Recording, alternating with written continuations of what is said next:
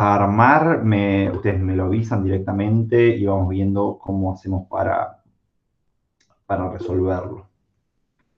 Hola Belén, ¿cómo estás? Bueno, yo les traje también entonces estos dos problemas que necesitamos sí o sí. Les voy a compartir un whiteboard, que es lo que utilizo en general,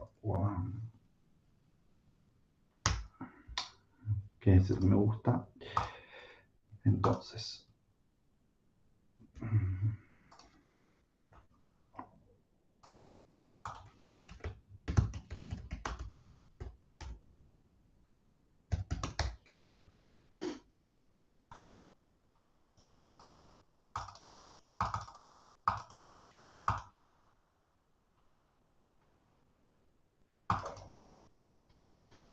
bien, arranquemos entonces a compartir esto.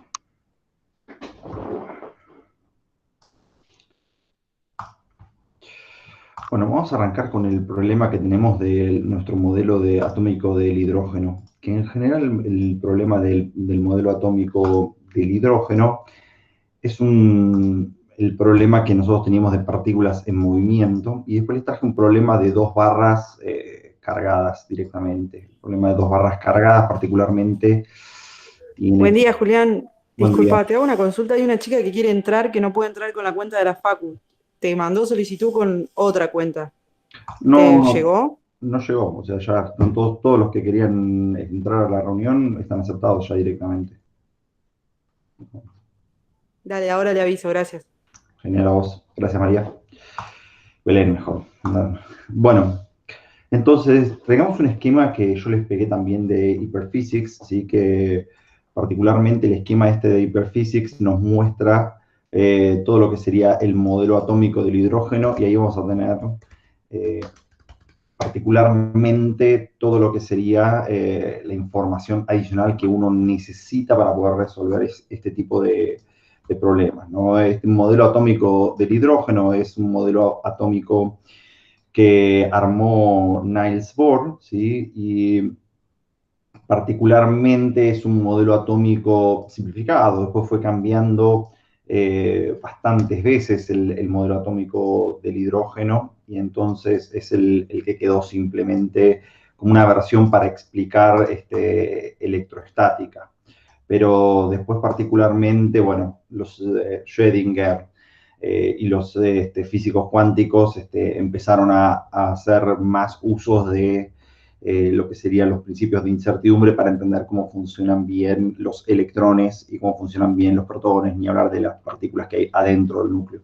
Pero lo que nosotros comprendemos, por lo menos de electroestática y de este modelo, es un modelo que copia lo que sería el modelo planetario, en donde nosotros tenemos una región del espacio, el núcleo, en donde están simplemente las cargas eléctricas positivas del modelo del hidrógeno, la única carga positiva que tiene, y después en los orbitales están las cargas eléctricas negativas, que son particularmente los electrones, familia de los leptones. Como tienen cargas eléctricas, uno tiene una carga eléctrica positiva y otro tiene una carga eléctrica negativa, ¿sí? Lo que sucede particularmente es que tenés un modelo atómico estable. Si ambos tuvieran cargas eléctricas del mismo signo, lo que te sucedería es que sería un modelo atómico inestable, nunca hubiese existido la materia, porque se estarían repeliendo constantemente esos dos elementos. Y entonces, al tener particularmente ese tipo de estructura, bueno, lo que se descubrió es que tenían estados energéticos que eran estados energéticos discretos, o sea, estados energéticos discretos lo que te dice es que en el núcleo atómico, ¿sí? El electrón puede pasar desde ciertos orbitales a ciertos orbitales, ¿sí? Y no puede estar en el medio de esos dos orbitales. Sería como si en el modelo de nuestra galaxia nosotros solamente pudiésemos estar en la órbita de los planetas, o en la Tierra, o en Marte, o en Venus, o en Mercurio, pero no pudiéramos estar en los lugares intermedios, por ejemplo, en el cinturón de asteroides que hay entre Marte y Saturno. O sea que particularmente este tipo de, bueno, fue súper esclarecedor para un montón de cosas. El modelo atómico del hidrógeno nos permitió un montón de otras cosas. Pero para lo que nos interesa dentro de nuestro problema particularmente es lo siguiente. Cuando uno tiene un protón, a mí me gusta, voy a dibujarlo acá, en negro, ¿sí? uno tiene una interacción particular entre un protón y un electrón, que es la de tener fuerzas que se atraen directamente. O sea, fuerzas en donde, o sea, en verdad tendríamos esos dos movimientos, ¿sí? Los dos movimientos particularmente de estas dos fuerzas que se atraen, ¿sí? El núcleo no se quedaría estacionario, en verdad a la Tierra y al Sol les pasa eso, en verdad el Sol no es que se queda fijo, sino que también está como rotando de a poquitito dentro como de una órbita, eso porque al Sol también le ejercen fuerzas gravitatorias los demás planetas y entonces eso lo hace estar rotando, ¿sí? Dentro de, ¿verdad? Rotando, sí, rotando sería la palabra, dentro de una circunferencia en el núcleo.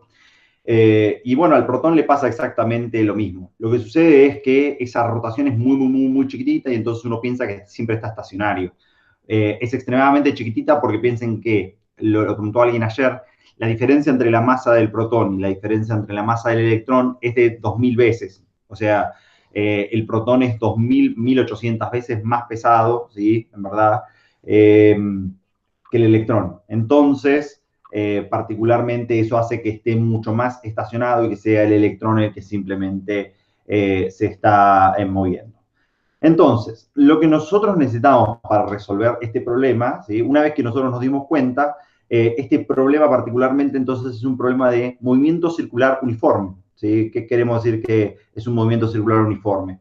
Que el electrón, ¿sí? Es nuestro parámetro que está girando, ¿sí? Con respecto a este núcleo. El vector en celeste sería la velocidad, ¿sí? Y estos vectores que nosotros tenemos acá en verde, estos vectores que nosotros tenemos acá, serían las fuerzas, ¿sí? Electrostáticas, y esto que nosotros tenemos acá, ¿sí? Sería en este caso, bueno, lo usa con una letra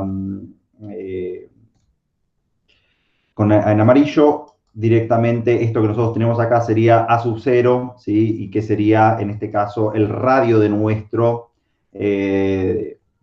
orbital.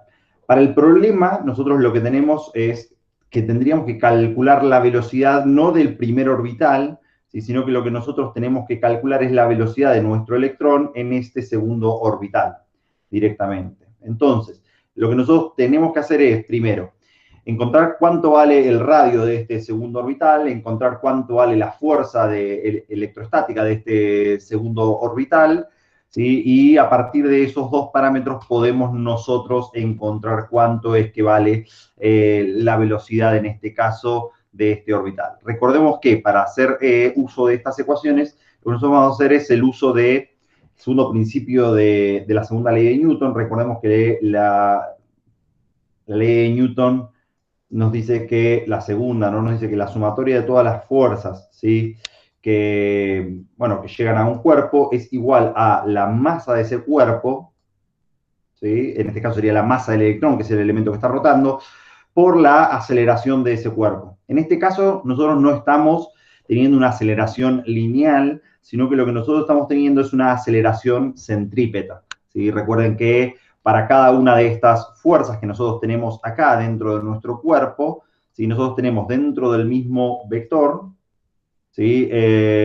Un mismo vector que es coincidente con la fuerza, ¿sí? Y que sería, en este caso, la aceleración del cuerpo. Esta sería la aceleración centrípeta, ¿no? Coincidente en ese caso con la fuerza electrostática. Y entonces, particularmente para este problema en particular, lo que hay que hacer es que hay que recordar algunas de las ecuaciones. Yo les pegué ahí un video para que recuerden un poco de su aceleración centrípeta o de su movimiento circular uniforme, ¿sí?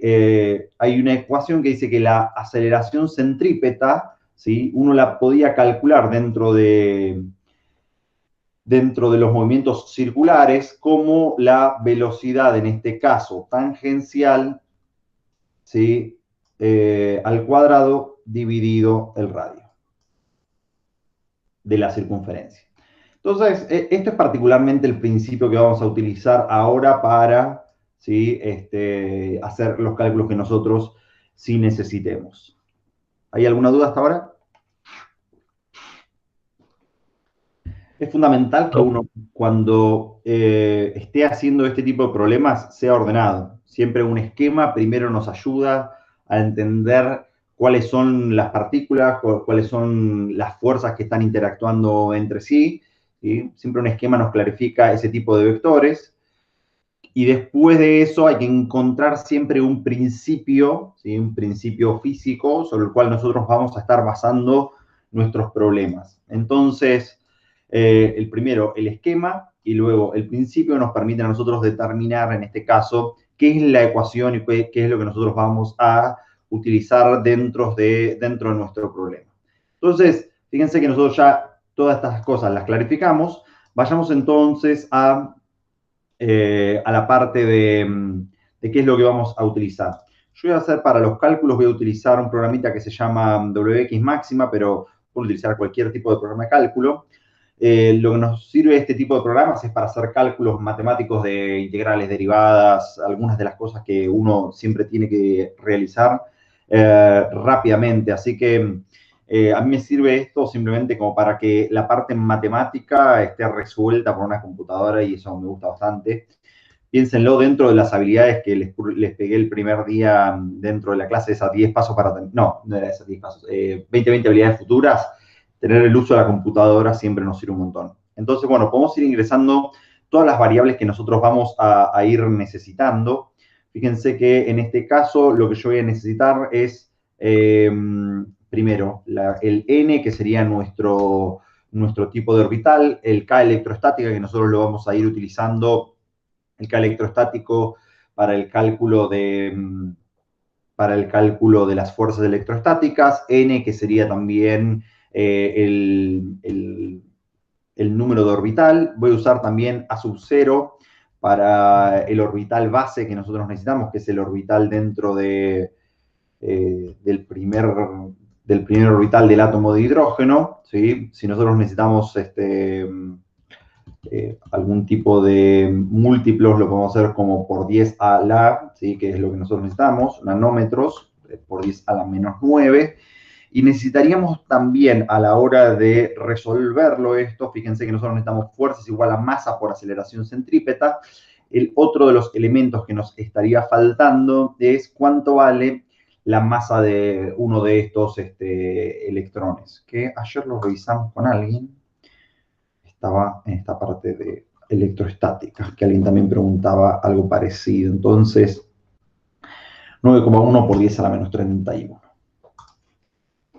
Masa del electrón.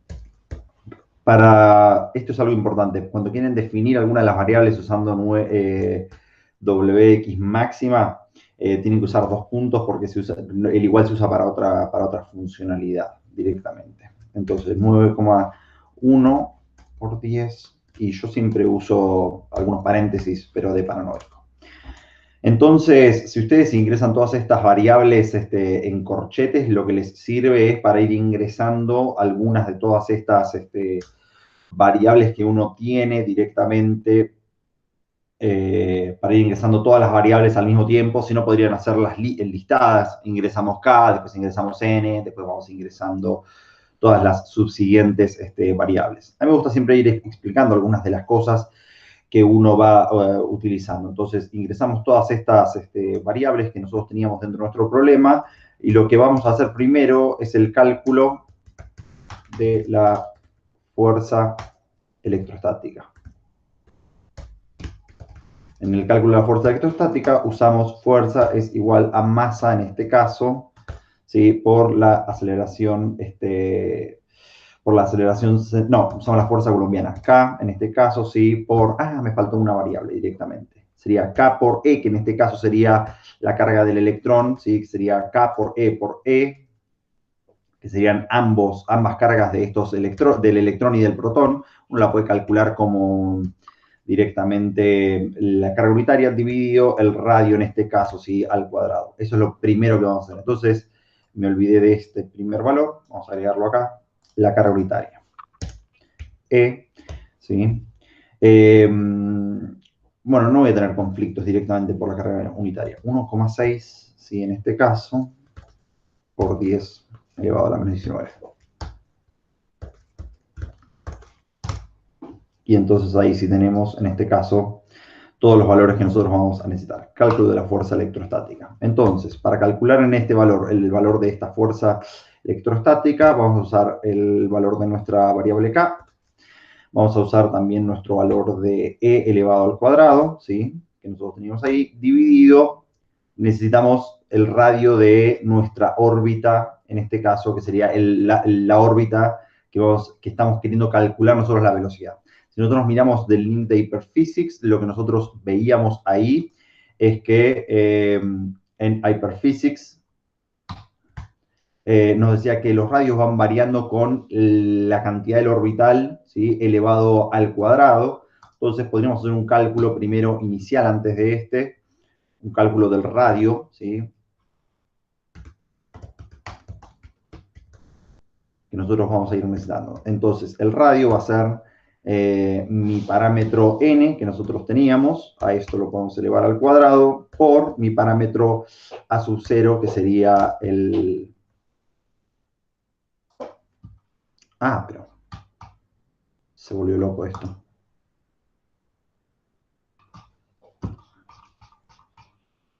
Vamos a marcar de vuelta.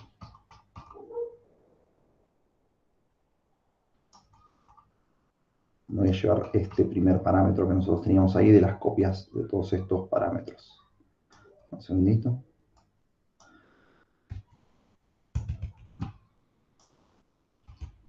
Hay veces que se vuelve loco esto.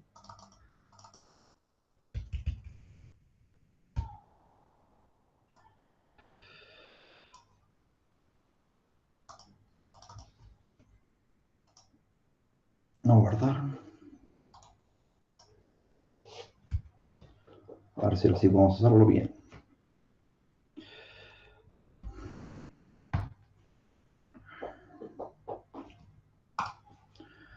Entonces,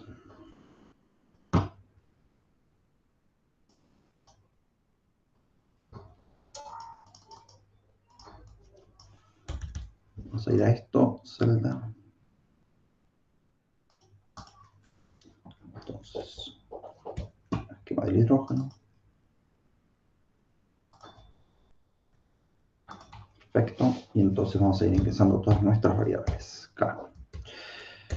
9.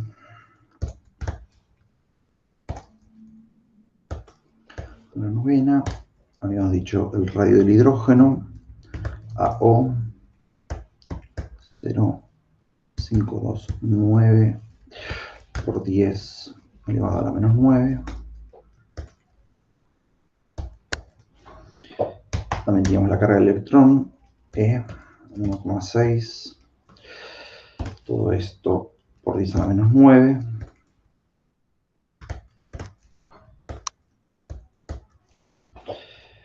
Los radios, N igual 2. Y también teníamos algunas de las variables más. Yo diría que esto estábamos bien, 9 por 10 a la novena, la masa del electrón. Y la masa del electrón, ME, directamente 9,1 también por 10. Todo esto elevado a la menos 31.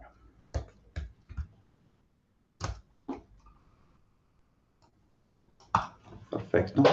Entonces ahora sí, cálculo del radio del electrón.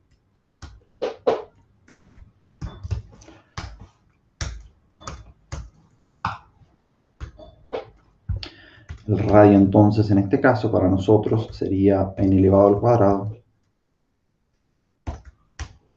Directamente, vamos a poner un paréntesis por si las dudas, a ver si fue esto lo que se volvió loco.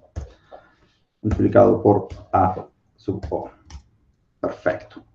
Tenemos el radio, ¿sí? En nuestros valores y ya lo tenemos salvado y almacenado en nuestra variable, ¿sí? También lo que vamos a hacer ahora es el cálculo de la fuerza electrostática. Recordemos que para el cálculo de la fuerza electrostática vamos a utilizar la ecuación de Coulomb, ¿sí? Fuerza electrostática, K en este caso por Q, bueno, sería por Q1, por Q2, todo esto dividido el radio elevado al cuadrado. Este sería el módulo de la fuerza electrostática. K, 9 por 10 a la novena.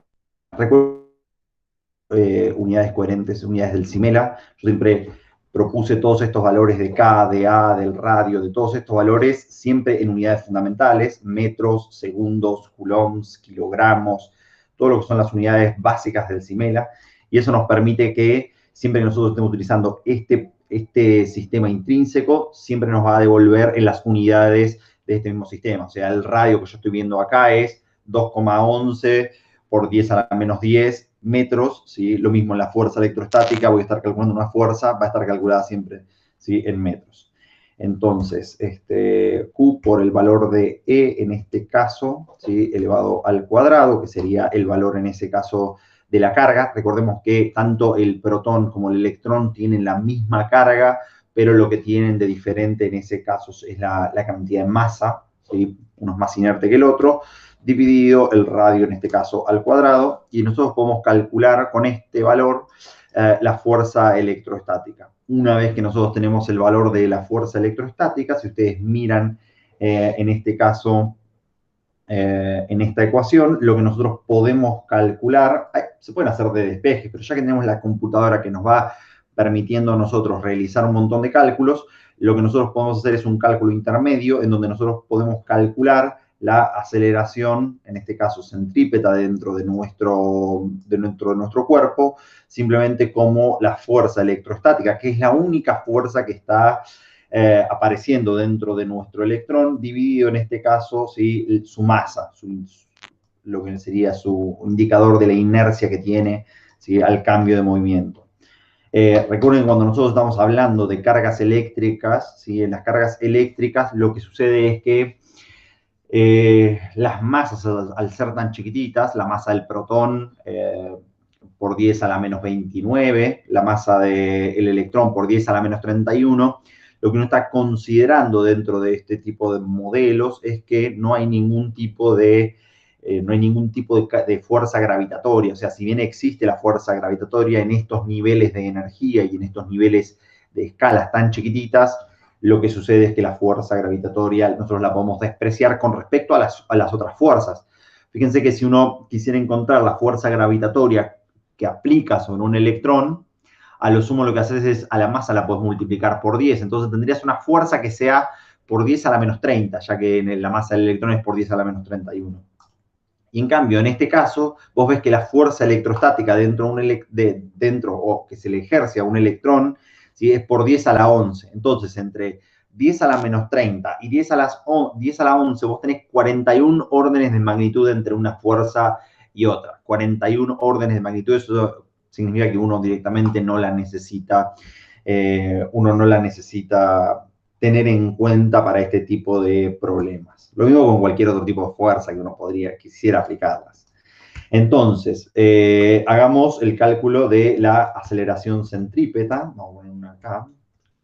Cálculo de centrípeta.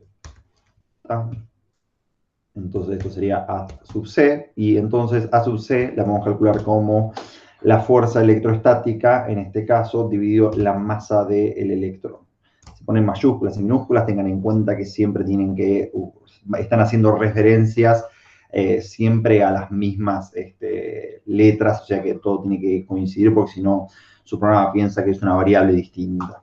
Y una vez que nosotros tenemos la aceleración centrípeta, ¿sí? Lo que nosotros podemos recordar dentro de esta aceleración centrípeta es que este valor, ¿sí? Es exactamente igual, la aceleración centrípeta, a la velocidad al cuadrado, ¿sí? Dividido en este caso, ¿sí? El radio. Y entonces, de ahí nosotros lo que podemos hacer siempre es calcular ese parámetro, ¿sí? Nosotros podemos calcular, entonces, este parámetro que nosotros tenemos acá, lo que a nosotros nos interesa, que es la velocidad tangencial dentro de nuestro problema, para este particular caso, y después podemos hacer una frecuencia, creo que era la frecuencia, nosotros lo podemos calcular como la raíz cuadrada, en este caso, ¿sí? Del radio que nosotros tenemos, ¿sí? Por la aceleración centrípeta. Hagamos un análisis dimensional para saber si lo que nosotros estamos haciendo está aproximadamente en lo correcto, ¿no? Recordemos nosotros que las dimensiones que nosotros tenemos de aceleración centrípeta. Cuando me refiero yo a las dimensiones, estoy hablando de las unidades que nosotros estamos utilizando. Recuerden que las aceleraciones, indistintamente si son aceleraciones lineales o si son aceleraciones centrípetas, se miden en unidades de metros dividido en unidades de segundos al cuadrado. Recuerden que la aceleración lineal es la derivada segunda de la posición respecto del tiempo, o sea, el cambio de la posición, una coordenada geométrica dividido, ¿sí?, unidades de tiempo 2 veces. Cuando uno multiplica por un radio, fíjense que en este caso, las dimensiones de estos elementos me quedarían que son metros, que es la unidad del radio que yo estoy teniendo, por unidades de metros, en este caso, dividido la aceleración centrípeta, no, dividido segundos al cuadrado. Y entonces me quedarían unidades de metro cuadrado y segundo al cuadrado dividido al segundo al cuadrado, que cuando a eso yo le utilizo raíces, estaría quedándome unidades de metro sobre segundo, que son las unidades, en este caso, de las velocidades tangenciales. Entonces, hagamos ese cálculo. Si nosotros quisiéramos calcular la velocidad tangencial de mi problema, lo que tengo que hacer es SQRT square root, directamente es el concepto, o podrían hacer A por la aceleración centrípeta por el radio, todo eso lo elevan a la menos 0.5, cualquiera de estas dos versiones. Uno lo puede realizar, SQRT, y entonces el radio multiplicado por la aceleración centrípeta. Y entonces con esto uno puede calcular, en este caso, la velocidad dentro de nuestro problema, que era lo que nos estaba preguntando nuestro problema del campo virtual. Esto es 10 por 10 a la 15 más o menos, ¿sí? Y es el valor, en este caso, que nosotros tendríamos. La segunda de los problemas que nosotros teníamos era que nos preguntaban no solamente la velocidad tangencial dentro de nuestro problema, ¿sí?, sino que nos estaba preguntando también cuánto era la frecuencia del radio, la frecuencia de giro dentro de nuestro electrón. Y entonces, para eso uno tiene que recordar algunas ecuaciones más, ¿sí?, dentro de algunas ecuaciones más dentro de lo que sería el movimiento circular uniforme. Lo que nosotros podíamos escribir o lo que nosotros podíamos utilizar siempre, ¿sí?, era, acá voy a hacer solamente un esquema solo de lo que sería el movimiento circular uniforme, ¿sí?, donde nosotros teníamos un punto sobre el cual nosotros estábamos rotando, y después teníamos algunos de los vectores característicos. Los 3, 4 vectores característicos que nosotros teníamos eran el radio, ¿sí?, que el radio nosotros nos decía cuál era la distancia, ¿sí?, sobre la cual nosotros estábamos rotando, y la velocidad, que son los vectores que nosotros estuvimos utilizando recién, ¿no? Calculamos cuánto valía la velocidad tangencial dentro de nuestro problema y calculamos también cuánto valía el radio de giro dentro de nuestro problema.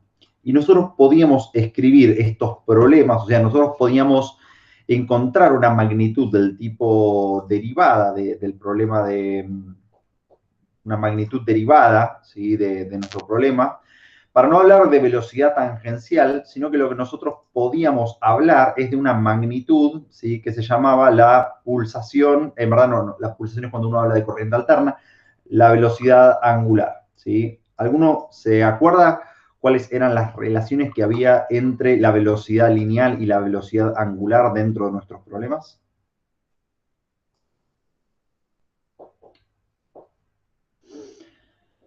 Si nosotros pensamos solamente en las dimensiones dentro de la pulsación, o de la pulsación, no, la velocidad angular, la velocidad angular estaba medida en unidades de radianes sobre segundo, ¿sí? Lo que nos medía la velocidad angular era la cantidad de ángulo barrido que nosotros estábamos recorriendo por unidades de tiempo. Si nosotros tomamos como el eje X el ángulo 0, ¿sí?, la posición angular 0, y nosotros tomábamos como en algún punto en particular, ¿sí?, el ángulo un ángulo medido, lo que nosotros podíamos medir es este ángulo θ que nosotros teníamos ahí, y nosotros podíamos calcular en este caso, ¿sí? O podíamos encontrar que la variación de ese ángulo θ, o sea, cuánto es el ángulo barrido con respecto al tiempo, ¿sí? Lo que nosotros podíamos encontrar era esta magnitud, que era la velocidad angular. Eso simplemente para que recuerden algunos de estos conceptos de física 1. O sea que, en definitiva, lo que nos está diciendo es cuánto es el ángulo barrido por unidad de tiempo, y uno puede encontrar a través de construcciones geométricas, o podemos encontrarlo a través de pensar en las unidades que nosotros teníamos, cuál era la relación entre la velocidad angular y la velocidad lineal. La relación entre estas ambas dos estructuras era que la velocidad angular nosotros la podíamos calcular como la velocidad lineal directamente dividido el radio, en este caso, de giro. Esta velocidad angular a nosotros nos decía cuánto era el parámetro, cuánto era la velocidad a la cual estaba girando nuestro elemento. Entonces vamos a poner cálculo de la velocidad angular.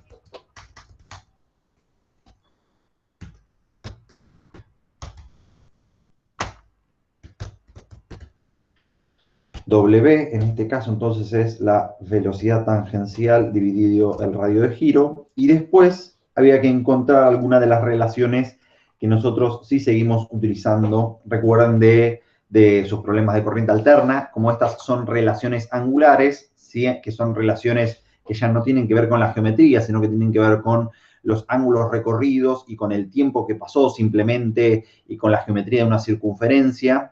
La velocidad angular, al igual que la pulsación, ¿sí? Se calculan de la misma forma, ¿sí? En conjunto con el radio y en conjunto con también, en conjunto con el periodo y en conjunto con la frecuencia. O sea que nosotros podíamos calcular siempre la pulsación como 2pi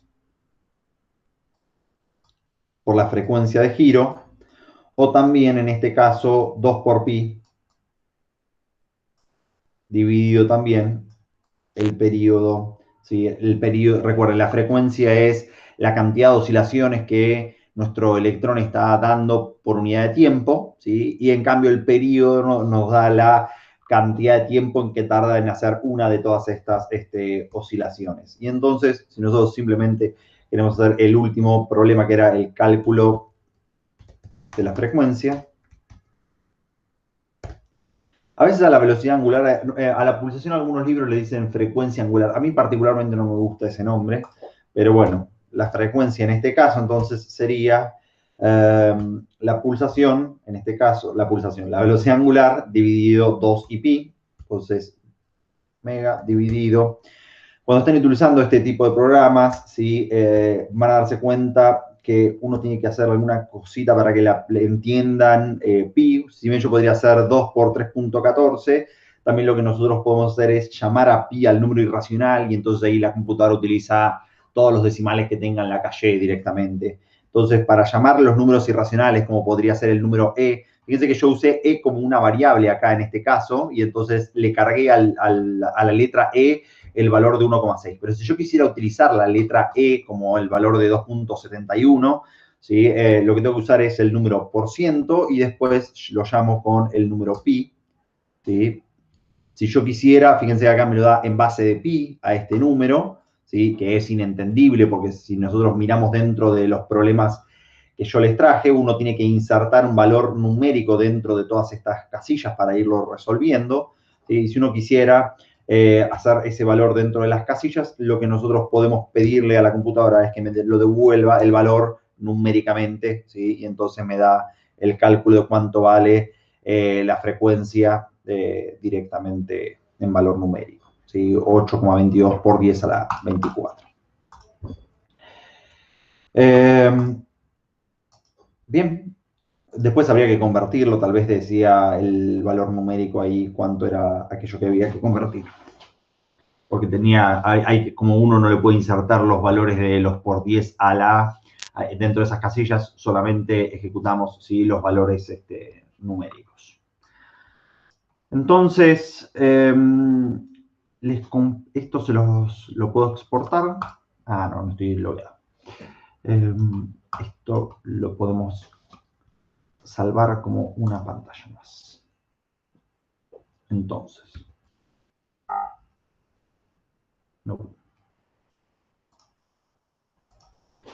Se los salvo directamente acá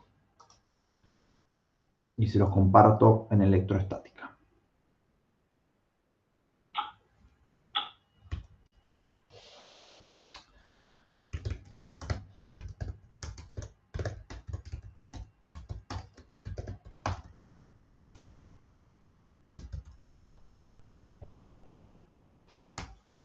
Perfecto. Bien, vamos a clarear esto.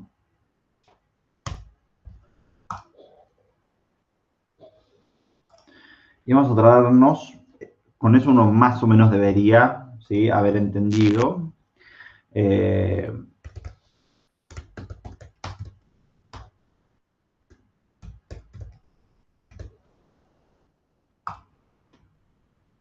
Mira, se volvió loco de vuelta. Bien, con esas dos cosas uno más o menos debería haber entendido lo que sería la parte de los modelos atómicos. También les traje un segundo problema, ¿sí? Que el segundo problema sería un problema de simplemente de unas barras, como para hacer algo diferente a las cosas que ya están propuestas dentro de nuestros problemas. Entonces, digo, los problemas que ya están armados dentro de los cuestionarios. Fijémonos que lo que nos dice este problema es que nosotros tenemos dos alambres no conductores de 1,20 metros, ¿sí? Cada segmento tiene una cierta cantidad de carga total. En este caso, la carga total es 2,5 microcoulombs distribuidos uniformemente a lo largo de toda la longitud. O sea que uno podría calcular en este caso ciertos parámetros, ¿sí?, como podría ser lambda 1 y lambda 2. Fíjense que las densidades de carga y la simetría, o sea, dentro de los esquemas para las preguntas que yo les, dentro de los esquemas, no, dentro de la estrategia para resolver problemas que les compartí, hay uno que les dice siempre en los esquemas prestar atención a la simetría que nosotros tenemos dentro de ciertos problemas, ¿sí? La simetría a nosotros nos ayuda mucho a simplificarlos. Fíjense que si nosotros tenemos los problemas de estas barras cargadas uniformemente y una barra está cargada positivamente y una barra está cargada negativamente, la deducción de las ecuaciones que nosotros vamos a hacer para encontrar cuánto valen estas cargas eléctricas, cuánto vale simplemente este tipo de, o sea, cómo calcular el campo eléctrico de una de estas barras, la deducción nosotros la podemos realizar una sola vez y después a través de las consideraciones geométricas dentro de nuestro problema, lo que nosotros podemos ir haciendo es renormalizando o reestructurando cuánto valdría el campo eléctrico para la otra de las cargas. Así que eso es tal vez siempre lo que es más cómodo de realizar, ¿sí?, para cualquier tipo de problema de cargas eléctricas. Entonces, nos da estos dos datos solamente, nos dice que el punto P se encuentra en la bisectriz, o sea, si bien no nos lo dice, nosotros podemos verlo, ¿sí?, a lo largo bueno, en verdad no nos lo dice, pero nos lo dice implícitamente, que dice que se encuentra a 60 centímetros de cada uno de esos alambres. Recuerden que 60 centímetros es este segmento, ¿sí? Se encuentra a 60 centímetros de uno de los alambres, y entonces este sería también 60, porque dice que se encuentra a 60 de cada uno de ellos, y entonces este punto P se encuentra exactamente en el medio de esos dos parámetros. O sea que nosotros tenemos casi todo armado como para poder trabajar sin ningún tipo de problema de tener la simetría que a nosotros nos conviene dentro de estos problemas.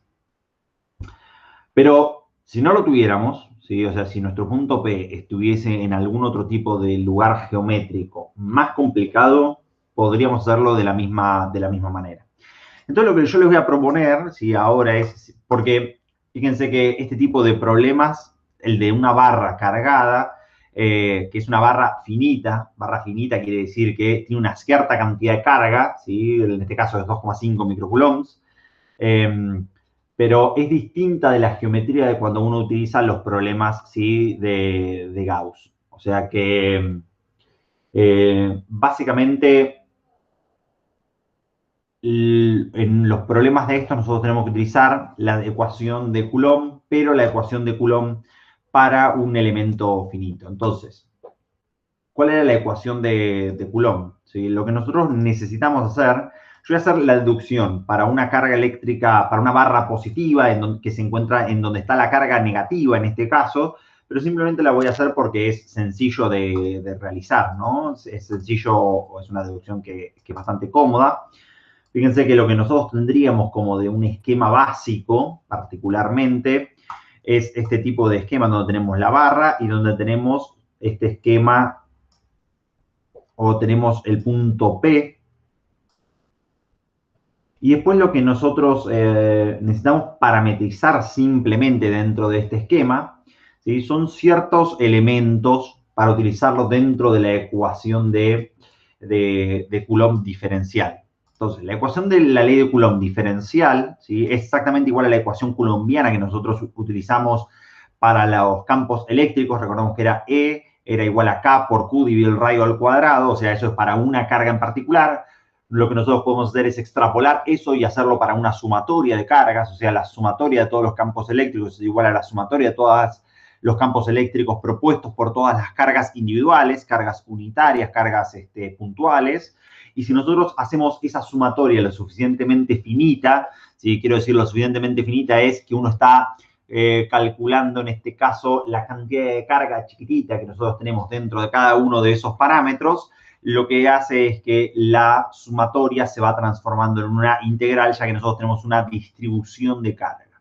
Entonces, la ecuación diferencial de la ley de Coulomb lo que nos dice a nosotros es que un diferencial de campo eléctrico,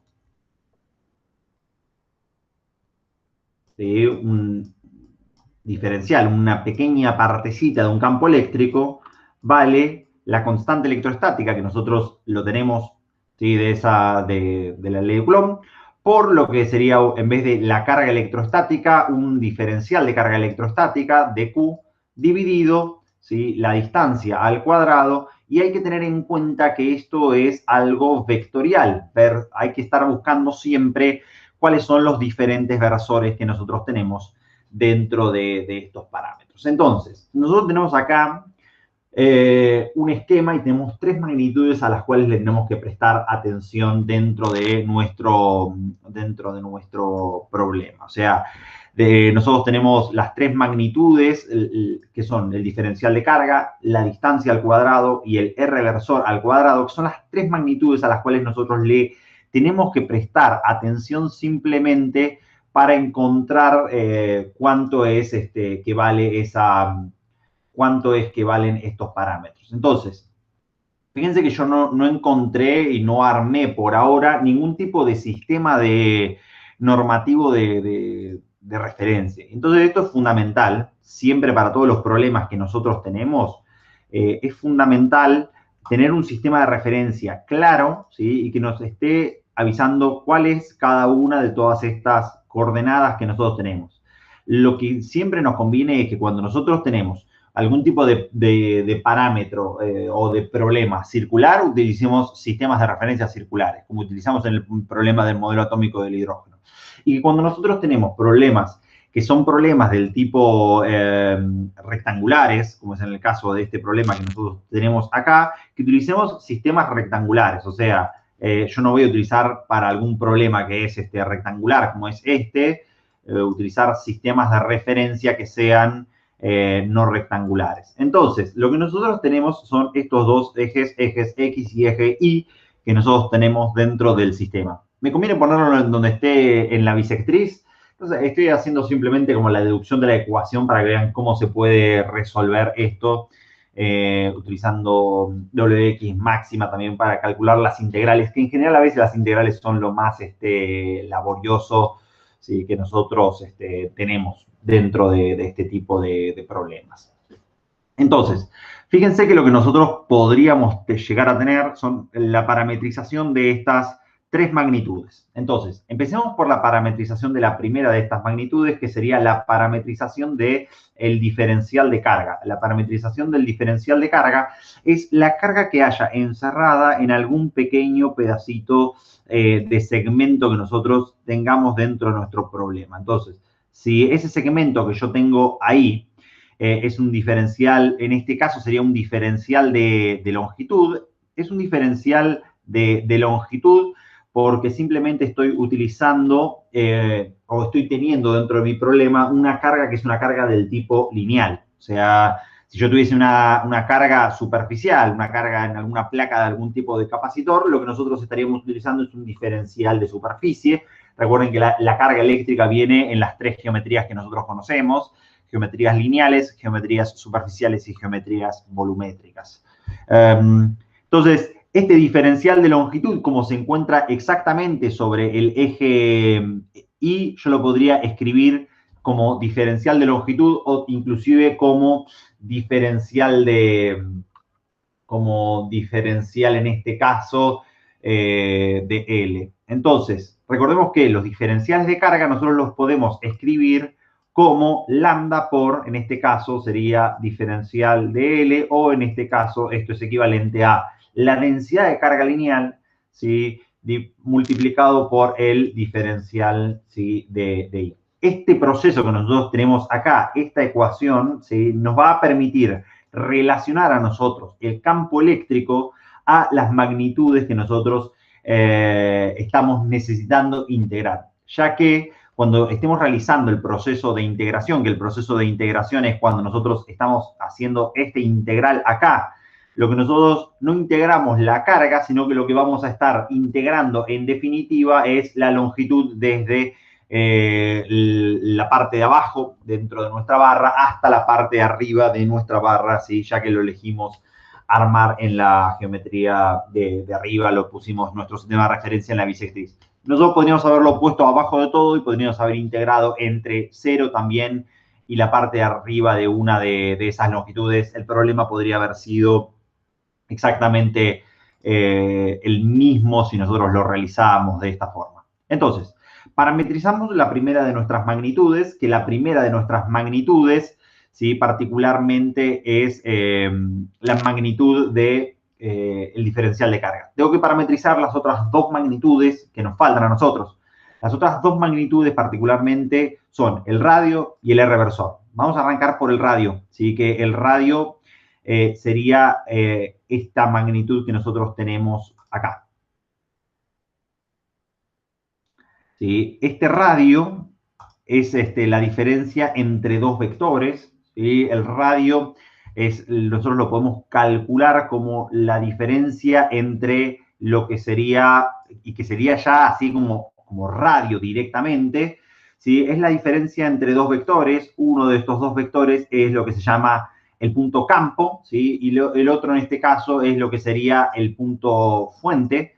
El punto campo es este punto que está acá, que sería el punto P que ellos nos pusieron dentro de nuestro. Simplemente lo estoy nombrando porque yo necesito a veces que los vectores me digan algo. No, si alguien me dice el punto P, ¿qué es lo que significa?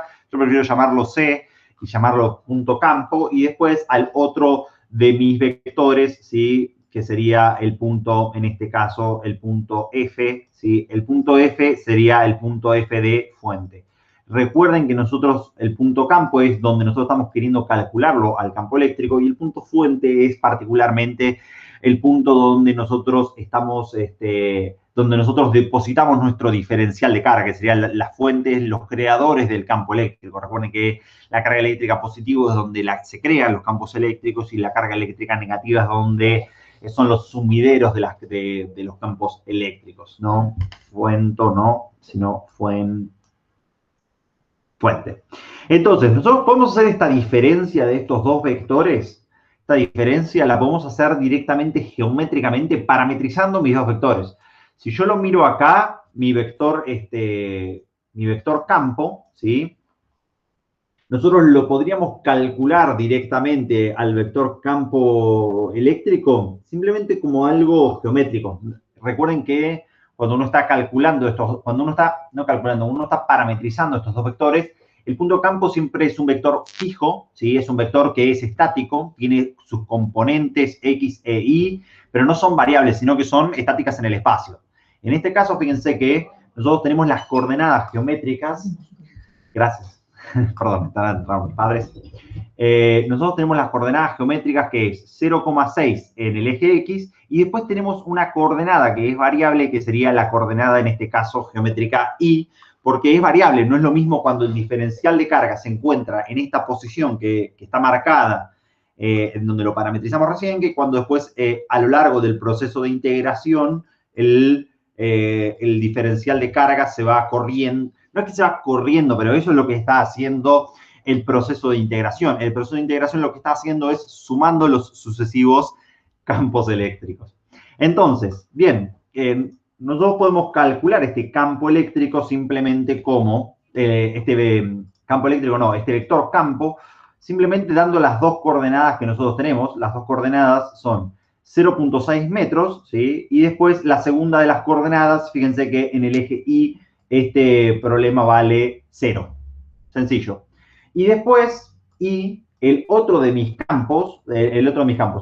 vectores, que es el vector fuente, es un vector que es variable, ¿sí? Y el vector variable tiene como coordenada en el eje X 0, porque se encuentra sobre el eje Y, y como coordenada en el eje Y simplemente menos Y, que es, en este caso, la variable que yo tengo. Una vez que nosotros tenemos estas dos coordenadas, fíjense que lo que nosotros podemos hacer es encontrar cuánto vale este vector R, ¿sí? Y si nosotros encontramos cuánto vale este vector R, es la resta entre estos dos vectores, o sea que es 0,6 como parte del eje, de la componente del eje X, y el menos con el menos de esta variable Y que nosotros tenemos de este lado, se transforma así en una de estas variables Y. Perfecto. Parametrizamos cuánto vale R como vector. Lo que nosotros tenemos que utilizar dentro de la ecuación de Gauss, ¿sí? Siempre es la norma de uno de estos dos vectores. Y cuando nosotros necesitamos encontrar la norma de alguno de estos dos vectores, siempre lo que necesitamos hacer es encontrar la raíz cuadrada de cada una de las componentes de ese vector elevado al cuadrado, o sea, 0,6 elevado al cuadrado, en este caso, más la variable y elevado al cuadrado. Si nosotros necesitamos la norma, en este caso, de mi vector, pero la norma de este vector elevado al cuadrado, porque fíjense que lo que nosotros necesitamos para la ecuación de Gauss, para la ecuación de Coulomb, es la norma de ese vector elevado al cuadrado, ¿sí? Lo que nosotros obtenemos como resultado es 0,6, ¿sí? Elevado al cuadrado, que es una de mis variables, más y al cuadrado, ¿sí? Y ya la raíz cuadrada y el cuadrado que nosotros tenemos se te cancelan. Entonces, armamos en este caso dos de nuestras parametrizaciones que nosotros tenemos, ¿sí? Si bien no armamos cuánto valdría la parametrización de mi lambda, que lo podríamos hacer rápidamente, ¿sí? Es una de los cálculos que podríamos hacer auxiliarmente. La parametrización de mi vector lambda básicamente es encontrar cuánto vale la cantidad de carga, ¿sí? Del cálculo de lambda. ¿Sí? Es simplemente encontrar cuánto vale esos dos parámetros. Voy a ingresar dos cosas que necesito, ¿sí?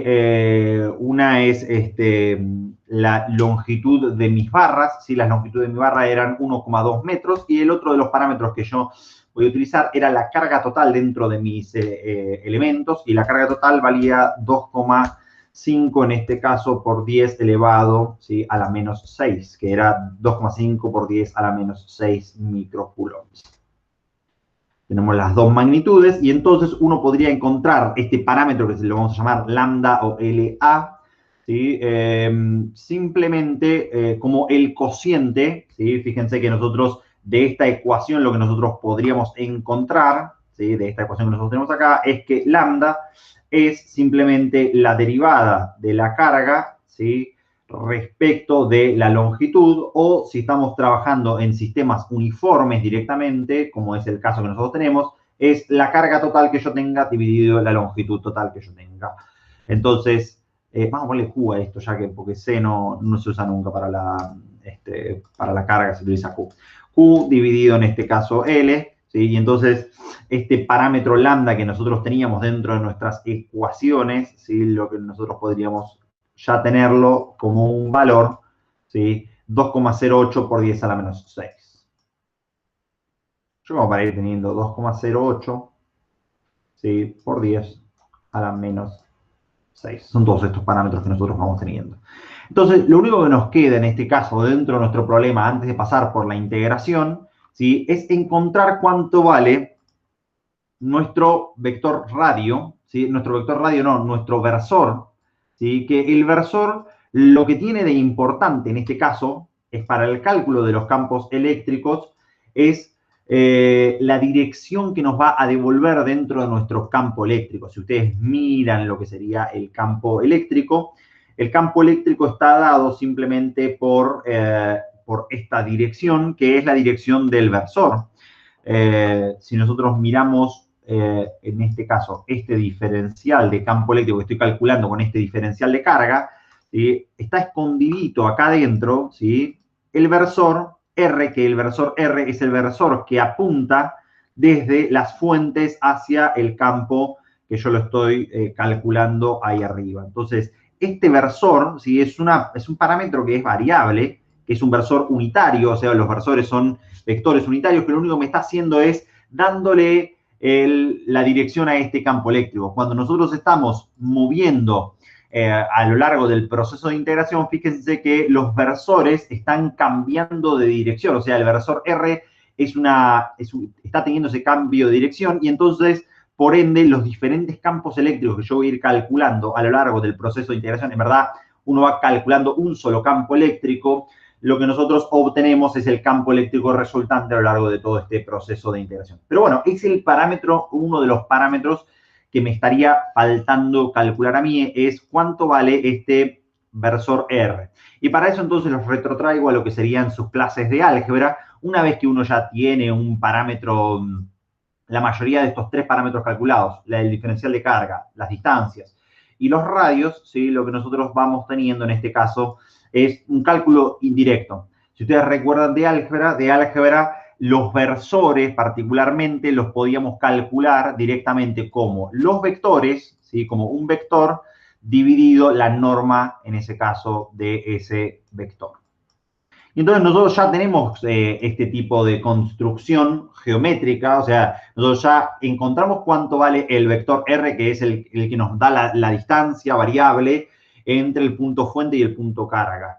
Y también calculamos su norma, simplemente lo calculamos, y entonces lo que nosotros tendríamos particularmente es el vector radio. Fíjense que el vector radio el versor radio va a tener dos componentes, 0.6 dividido, en este caso, o sea, la componente x dividido su norma, la raíz cuadrada, en este caso, de 0.6 al cuadrado más, en este caso, y al cuadrado. Y también va a tener su componente, en este caso, su componente y, que en este caso es parte de la variable y dividido la raíz cuadrada, en este caso, de 0.6 al cuadrado más y al cuadrado. Y este es nuestro versor. Y entonces fíjense que automáticamente lo que parecía un problema escalar que nosotros teníamos, un problema escalar quiere decir problema en una sola dimensión, lo que se transforma es en un problema, ¿sí? En este caso, de dos dimensiones. Pero fíjense que es bastante sencillo nuestro problema en dos dimensiones. Nuestro problema en dos dimensiones es un problema en donde vamos a tener un campo eléctrico en el eje X y un campo eléctrico en el eje Y, en donde nosotros podemos simplemente, uniendo todas las cosas que nosotros ya encontramos, encontrar cuánto valen estos dos campos eléctricos, ¿sí? De cada una de estas dos variables. Lo que voy a hacer ya es unir todas estas cosas que fuimos hablando a lo largo de este problema, todas estas parametrizaciones, en dos campos eléctricos, ¿sí?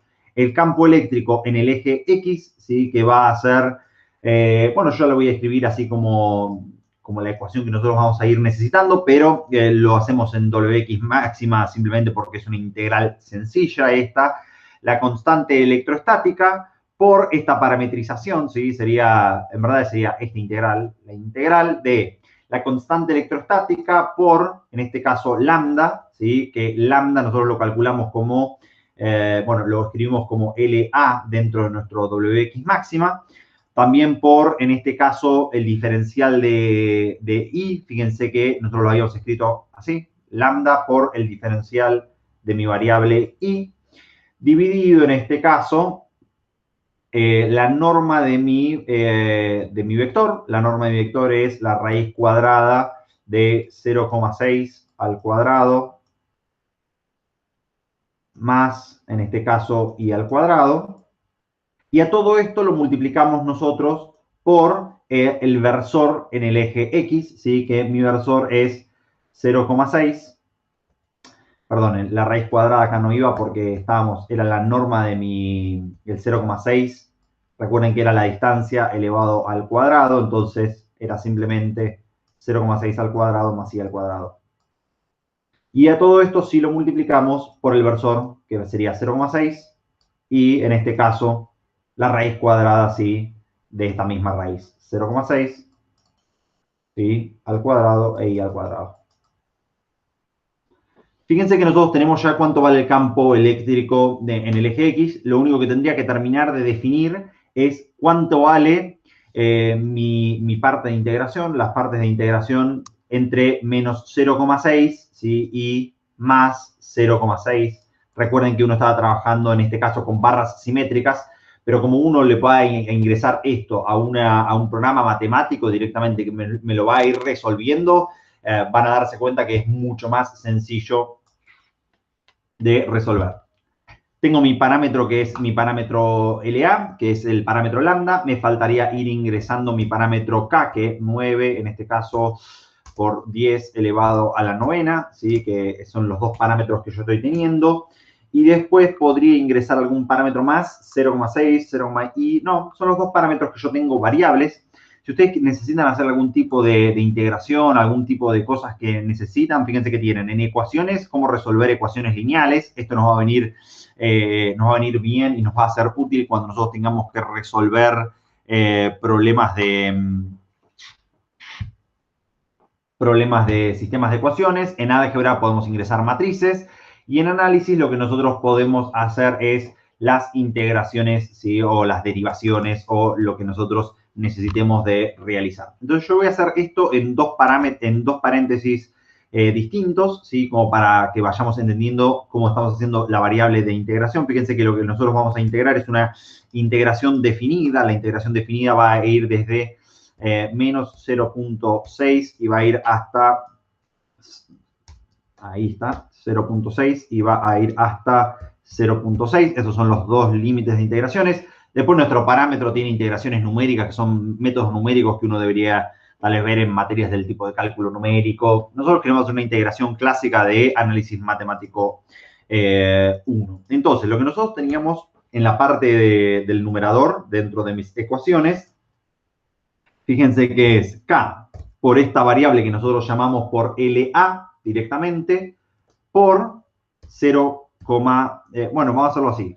K por LA dividido este paréntesis que nosotros armamos acá abajo en el numerador, que es 0,6, ¿sí? Esto elevado al cuadrado, más, ¿sí? Esta variable que estoy llamando ahí, y elevado al cuadrado.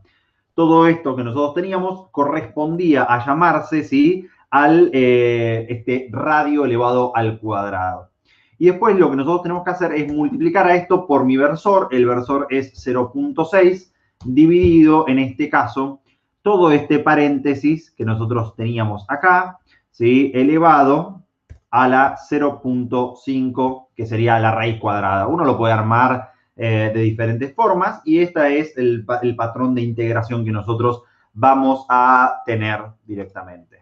Oh, se me quedó ahí. A ver si lo podemos hacer arrancar de vuelta a esto. Mi Mac, mi programa, cuando lo compilé, me quedó con unos errores y no lo logré. A partir de la semana que viene estoy en mi otra computadora y mi otra computadora en esto funciona perfecto. Vamos a dar un intento de nuevo.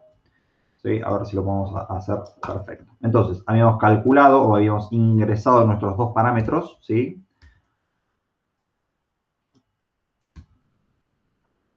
editar, establecer como, perfecto. Teníamos tres valores, ¿sí? El valor de la constante, 9 por 10 a la novena. Después mi parámetro carga, Q, ¿sí? 2,5. En este caso, 2,5 por 10, todo esto a la menos 6.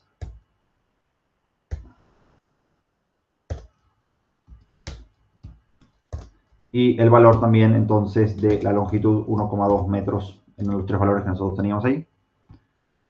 Ah, pero no estás queriendo para nada. Lisp error. ¿Cuál será el error que está teniendo esto? A ver si lo ponemos, ¿no?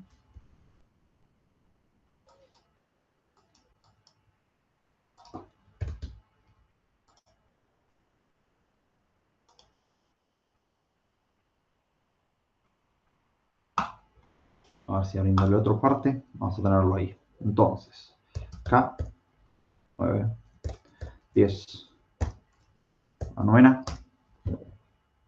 Perfecto.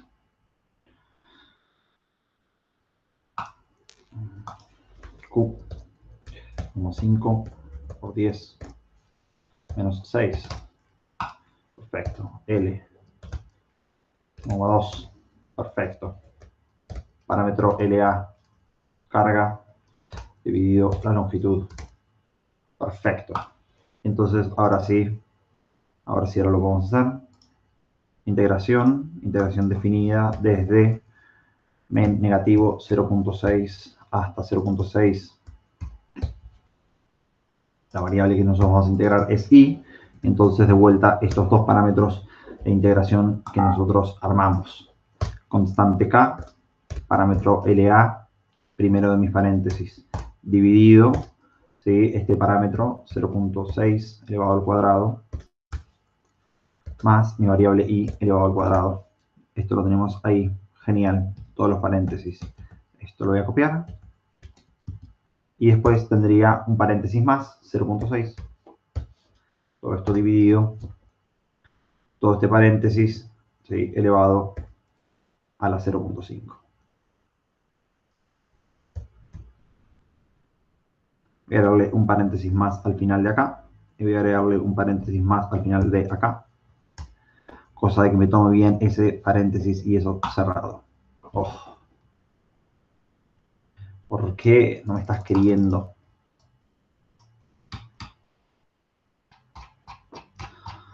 Ah, maldito seas.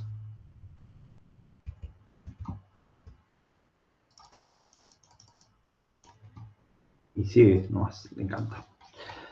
Bueno, vamos a ir a Wolfram Alpha entonces. Listo, ya está. No te quiero más. Vamos a decirlo entonces. No sé si conocen también ahí integrate. ¿Sí? Hacemos una integración directamente de una de estas expresiones. Fíjense que la integral que nosotros vamos a necesitar hacer la podemos hacer numéricamente, ¿sí? También. Pero solamente nos integra con respecto al eje X. Lo único que tendríamos que hacer es un cambio de variable, simplemente, y después hacemos la integral, no guardar, y cancelar. Perfecto. K por la longitud directamente, K por lambda, ¿sí? Que sería el parámetro que nosotros armamos recién directamente ahí dentro de nuestros problemas, ¿sí? Directamente todo esto dividido. Ahora sí, el paréntesis 0,6, todo esto elevado al cuadrado, más en este caso mi variable. Cuando nosotros estamos utilizando wx máxima, podemos variar entre la variable x y la variable y, ¿sí? Y en este caso, nuestro Wolfram Alpha solamente integra con respecto al eje x. Entonces, solamente hay que utilizar variable como variable del eje x, y después lo que nosotros podemos hacer entonces es sí, agarrar este paréntesis y elevarlo, ¿sí? A la 0,5. Nomás voy a cerrar acá.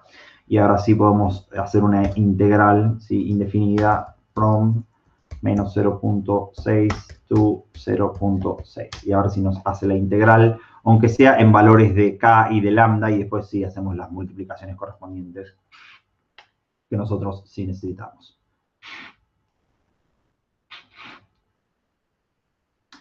Fíjense, nos está ploteando, ¿sí?, la integral, ¿sí?, de esta variable y nos dice cuánto es el valor de una de estas variables. A ver si nos lo hizo esto o no.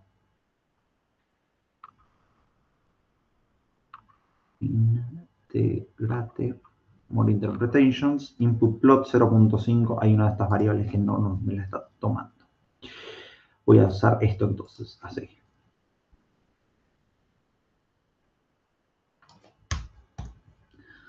Esto elevado a la 3 medios y a esto por 0,6.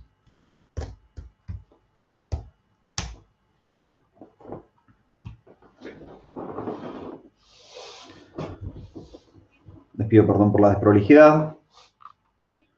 A ver qué es lo que pasa ahí entonces. Vamos a poner entonces los valores todos totales. 9 por 10 elevado a todo a la novena.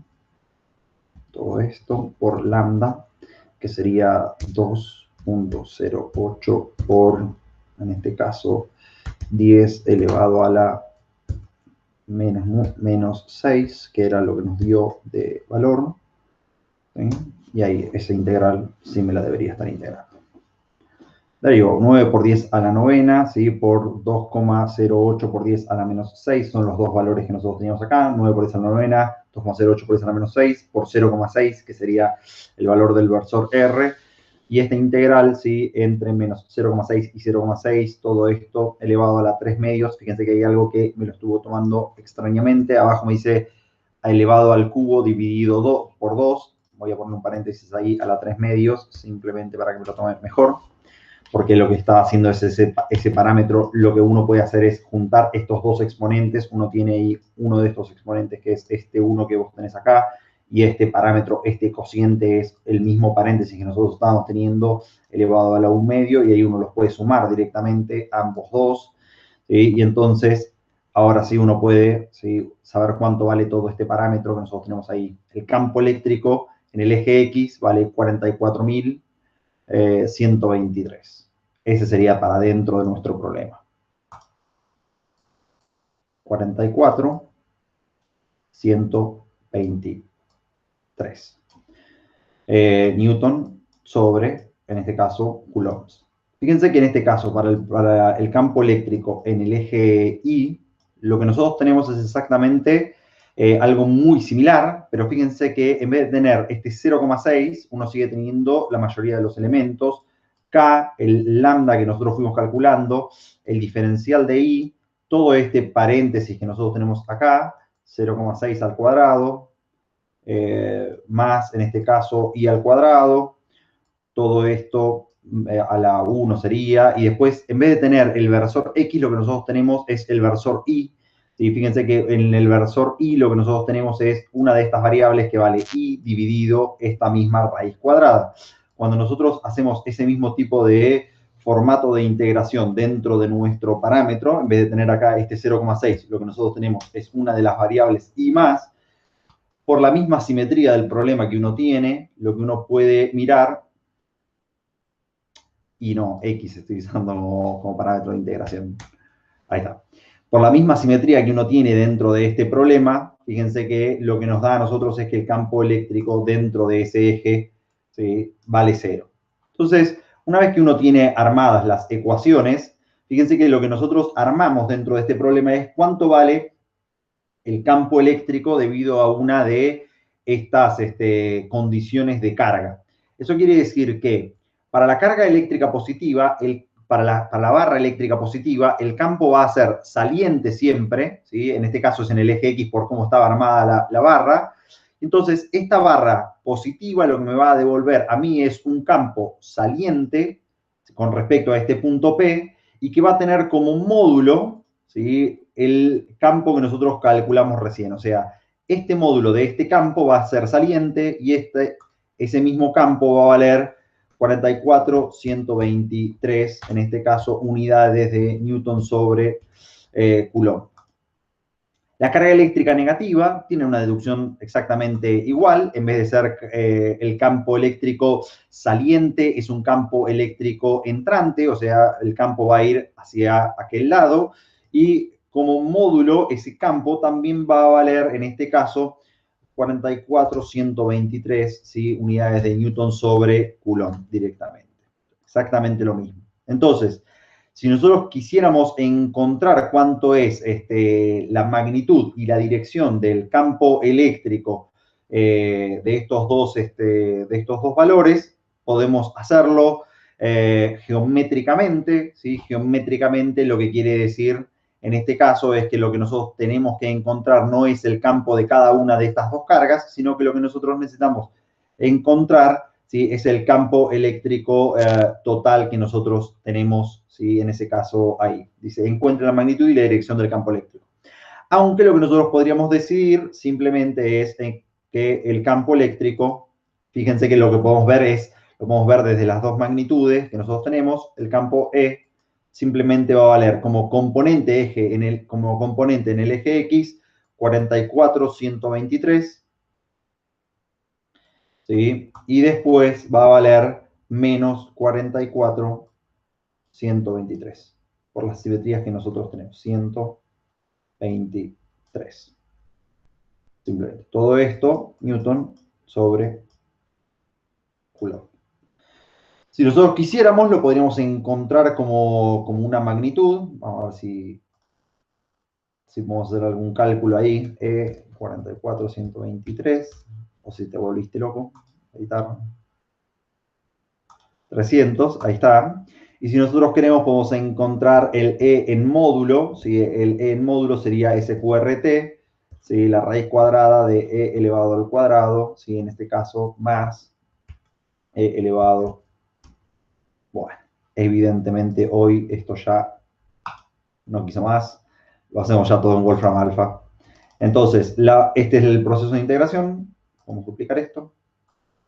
Y entonces, SQRT de nuestra función, ¿sí? Y entonces, 44.123 elevado al cuadrado. Con esto encontraríamos el módulo, más, en este caso, 44.123 elevado al cuadrado. La raíz cuadrada de todo eso nos devuelve a nosotros 62.239. Y con eso nosotros podríamos encontrar cuánto vale, en este caso, esta norma, que era lo que nos estaban pidiendo.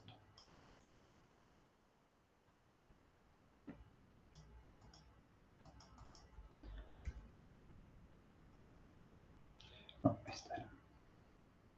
62.399. 62.399. Simplemente, fíjense, en este caso, nosotros seguimos teniendo las unidades de Newton sobre Coulomb. Lo que nos pregunta la pregunta número 2 es cuánto podemos, si un electrón en este caso se libera en el punto P, cuál es la magnitud y la dirección de la fuerza neta que ejercen los alambres sobre él. Vamos a hacerlo de dos formas distintas. Recordemos que para encontrar la fuerza electrostática, ¿sí? Utilizando la definición de campo eléctrico, lo que nosotros podemos hacer es el producto de la carga multiplicado por el campo, y de esa forma lo que nosotros podríamos obtener siempre es el valor, en este caso, de la fuerza eléctrica. Cuando uno está utilizando un electrón, recuerden que el electrón, ¿sí? Tiene carga eléctrica negativa con respecto al campo eléctrico. Entonces lo podemos hacer como E multiplicado, en este caso, por menos, E que es 1,6, todo esto por 10 a la menos 19.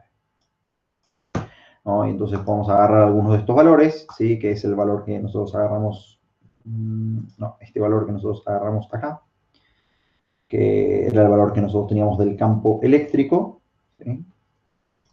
Y multiplicarlo y encontrar ese cálculo que nosotros teníamos ahí. 44.123, esto es negativo, ¿sí? Multiplicado por menos 1,6 también, por 10 a la de menos 19.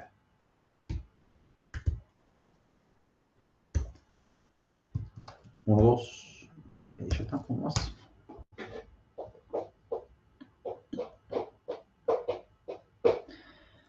7,05, 7 por 10 a la menos 15, y ahí tendríamos en ese caso la fuerza. Fíjense que nos da una fuerza eléctrica positiva en este caso, ¿sí? Eso quiere decir que si uno hace un esquema dentro de lo que serían las fuerzas electrostáticas, si uno en el punto P deposita ese electrón, ¿sí? Si uno en el punto P deposita ese electrón, lo que nosotros estaríamos obteniendo son fuerzas que están oponiéndose. Si ese es el electrón, lo que nosotros estamos obteniendo en este caso como fuerza sobre ese electrón, vamos a dibujarlo en amarillo, una fuerza que está yendo hacia allá arriba, ¿sí? Y que en cada una de sus dos componentes, voy a tener una componente en este caso en el eje X y una componente en este caso en el eje Y, ¿sí? Cada una de esas dos fuerzas van a valer en este caso, ¿sí? 7,05 por 10 a la menos 15. 7 por 10 menos 15. Y esta también es exactamente igual por la simetría que nosotros tenemos. Bueno, no sé si tienen algunas preguntas con respecto a algunas de las demás actividades. Yo miré en los foros si no había otras. Así que si quieren les dejo un espacio ahora, tal vez de algunos 10, 15 minutos o más, media hora, si tienen